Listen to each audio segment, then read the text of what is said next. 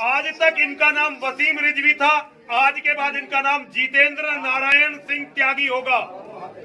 जितेंद्र त्यागी इसलिए नहीं कि किसी विशेष बिरादरी से वसीम भाई को कोई लगाव है, अब से जितेंद्र भाई को कोई लगाव है। असल में जो हिंदू बनता है मुसलमान, उसे मौलाना और मौलवी बरगलाते हैं कि तुम्हें वहाँ इज्जत नहीं मिलेगी, सम्मान नहीं मिलेगा, क्योंकि तुम किसी जाति में नहीं होगे।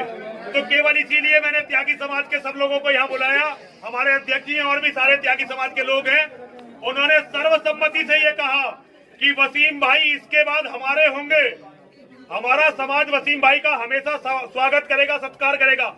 मेरे पिता के दो बेटे थे, एक ने संन्यास ले लिया, केवल एक बेटा रह गया था। आज के बाद मेरे पिता के दोबारा से 2 बेटे होंगे।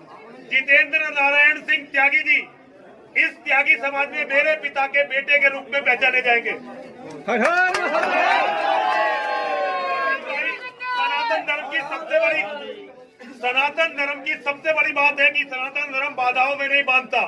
वसीम भाई को केवल 3 हमने हल्की हल्की सी बातें रखी हैं। एक तो कभी भी वसीम भाई गौमांस नहीं खाएंगे। जितेंद्र नारायण सिंह त्यागी के रूप में ये कभी भी गौमांस नहीं खा सकते। एक दुनिया में जो इनसे या इनके परिवार से या इनके समुदाय से बैरभाव नहीं रखता, ये उससे कभी बैरभाव नहीं रखेंगे।